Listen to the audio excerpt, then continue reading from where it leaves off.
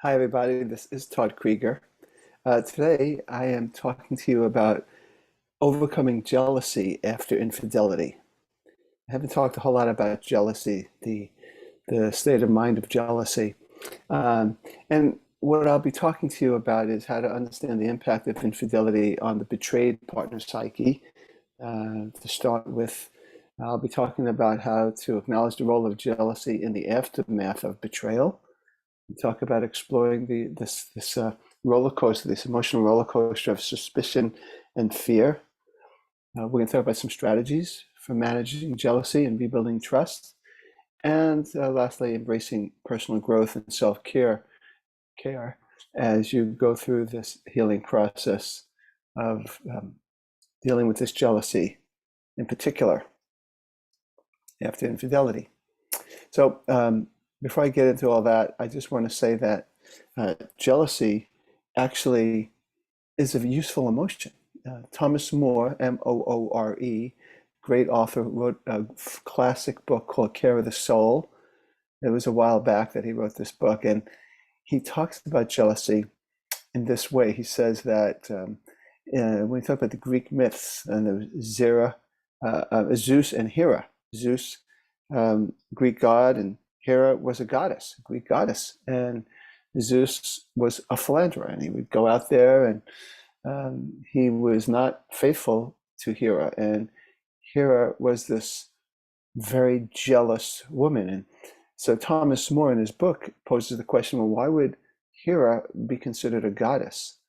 Now, here is this jealous person, and he puts forth the claim that jealousy is and it's been a while since I read it, but basically jealousy has an extreme value. It embodies the importance of depth, of sacredness of the intimate bond, and that jealousy has a place in Greek mythology to be placed as a goddess in the form of Hera, Zeus's wife. So jealousy is that. Jealousy to me is it brings forth this value of sacredness of the bond. And when there's infidelity, of course, it breaks the sacredness of the bond. That's the most difficult thing about infidelity. Of course, the act itself is difficult to deal with, and that it happened in the mind of the betrayed person. But what's mostly painful to betrayed people that I've talked to, thousands of them by now, is I thought we had something sacred, and suddenly it felt like it was a subtraction of that sacredness. So that's part of the healing that happens, so that we could restore the sacredness of that bond. And one of the things that we have to look at is the impact of infidelity on the betrayed person's betrayed partner's psyche. And of course, there's things I've talked about before, and I will talk about again, in terms of this disorientation. I can't believe that this happened, and of course the hurt and the anger. But in particular with jealousy, it brings up a lot of course, since it's taken away the sacredness, the person who betrayed has been dealing with, or persons, it's easy to be jealous of those people. I have this person who I have this sacred bond with, and this person has now given energy, intimate energy of some kind, whether it's through words on a computer, or through word on text, or through touch of some kind of touch. Whether it's a happy ending, or it still feels like this other person is taken away with the help of the betrayed person, or the betrayer, this sacred bond. And there's a jealousy there that you took something from me, that my partner has given something that should only be to me. And there's a jealousy about that inherently, and it makes sense. There's also, it triggers jealousy, feeling like maybe I'm not good enough. There's an aspect of jealousy that is, I'm not enough, or somebody else is better than me. And so it does trigger that. And if a person who has been betrayed already has had some insecurities, and we all have some insecurities, right? But they've had some significant insecurities based on maybe their own childhood or past other betrayals in their lives, that in particular will trigger this feeling of jealousy. I'm not as good as you, as well as you've taken away. So there's the two aspects of jealousy that I have seen. You've taken something away from me, and also makes, maybe you're better than me in some aspect, that my partner chose you to do this with when my partner was committed to me. And so there is a lot of uh, negative cognition or belief that a person can experience in their lives that is triggered by the infidelity. And again, feeling violated, there's a violation aspect of it, like I said, and feeling a sense of inferiority. And so when I work with couples, when especially the betrayed person is trying to deal with this sense of I'm not enough, and that you stole something from me, those two aspects that I see of jealousy, that I do see that the importance that of the work I do with them has to be not just about the relationship, but also about that person. And as we're exploring this roller coaster, you see that sometimes I've had a person come one week and they're devastated and they feel very jealous. And then the next week, because of maybe the work we've done, the processing that person has done, that they're going, I feel better. And then the next week, they look like they did 2 weeks before.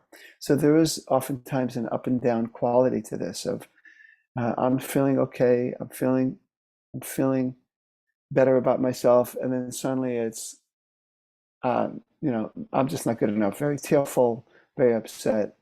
And a lot of times it's jealousy is related to suspicion and fear. They're all connected, and so something comes up, a thought or a cue, or the partner's going back to the city where they had the infidelity or whatever it is, that can bring up the suspicion and fear.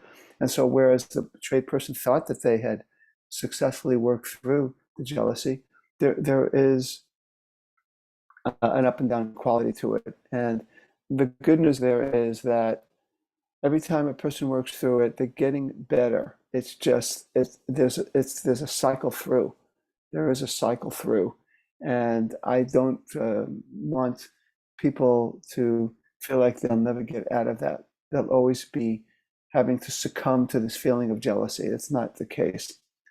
And one of the strategies I use for managing jealousy is um, evoking in that partner their own natural desire to feel good. They want to feel good. And so I help them see that one of the ways that they can feel good that is not dependent on the behavior of the person who betrayed them is that they are now, they think the thoughts that make them feel good. Simple as that. I know it seems kind of simple, but helping the person realize that they have some responsibility in feeling good. And one of the ways they can feel good is to let go. There's a variety of ways to let go, which I can talk about, but they have to let go of this negative concept that I'm not enough. That ultimately it is about that betrayed person to make a decision that I am enough, and to differentiate, pull away from, not be defined by the behavior of the person who betrayed them, and to recognize the importance of my self-worth depends on me. So related to, I'm kind of fusing a few of these things I mentioned in the beginning together, not just strategies, but embracing personal growth. There's a personal growth factor here where, and I never say infidelity is a good thing or any crisis is a good thing, but there's an opportunity in this for the person to free themselves even more than before of depending on somebody else's behavior and choices for one's own self-esteem. We as children depend on our parents' behavior towards us to feel good about ourselves. If our parents give us the right attention, they encourage us, they inspire us, we can feel good. If they don't do that, which is really their limitations, we internalize it and we we feel bad. So infidelity can evoke those same kind of internalizing of you, by your behavior, I must not be okay. And then this person can learn because they don't want to feel bad anymore. It's like I say to them, are you sick and tired of feeling bad about yourself? Decide that you're okay, regardless of that person. Be radical. Just be radical and have this radical idea. And it's not really radical, but it can feel radical to someone who's been defining their worth by others. Decide that you're okay. Be sick and tired of feeling bad, and decide you're okay no matter what that person has done or that person will choose to do in the future, that I am okay. So I would be remiss if I didn't talk about the person who betrayed. Okay, so of course I'm focusing on the responsibility of the betrayed person. It is the betrayed person's responsibility to take care of themselves. So if somebody comes up to me, punches me in the stomach, it's their behavior that caused my pain, but I have my stomach. I'm the one with the stomach that hurts, so I got to do something about it.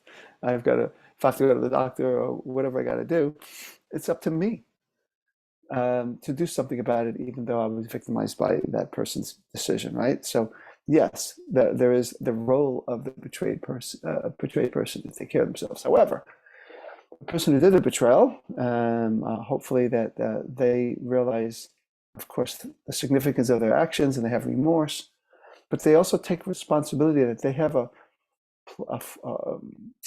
some power in this to alleviate the jealousy of the partner. And the first way to do that is to listen to the person's jealousy, to not judge them for being jealous, to not dismiss their jealousy, and to let them process it with them, to be a good listener. That's one thing. The other thing is to take ownership of his or her own behavior, the person who did the betrayal, and not blame it on that person. No one's perfect. We all have flaws. It's the betrayed person's choice, and they got to own it. I'm sorry, the person who betrayed's choice, and that person who betrayed has to own their choices and take any blame away from the other person, the person who was betrayed. The person who did the betrayal also needs to realign and see the value of the partner that they hurt. A lot of times it really is about the person who did the betrayal and very little about the person who was the victim of the betrayal. Again, it's 100% the choice. It's 100% the responsibility of the person who cheated. But there might be some things in the marriage or the committed relationship that has to be looked at. And sometimes it's really all about the person who betrayed. It really varies. So that person, to help alleviate jealousy and to start rebuilding trust, the person who betrayed has to really own his or her own stuff, take a look at the deeper reasons why that happened, and to make the corrections necessary, as well as to listen and be a good listener. And so just to end this, I just want to say that it is important for the person who was the victim of the betrayal to acknowledge the jealousy, but to embrace that personal growth, and also to do self-care, to do self-care, maybe better self-care than they've ever done in their lives, whether that means getting enough rest, eating well, recognize, treating themselves like they're a person of worth, of value. That I'm a person who doesn't have to feel less than. I'm a person who, even though this person did this to me, regardless of that, I am worthy. We're all born worthy. I am worthy. I'm going to treat myself like I'm worthy. I'm going to do the things that people do when they value themselves, and take care of yourself in the variety of ways you need to take care of yourself. So that's what I wanted to say about jealousy and how to overcome it after infidelity. There's always a lot more about that. But I hope you enjoyed listening to this. And I just want to say that the important part of this whole thing for you, as a person who's betrayed, is to realize the importance of your worthiness and your okayness.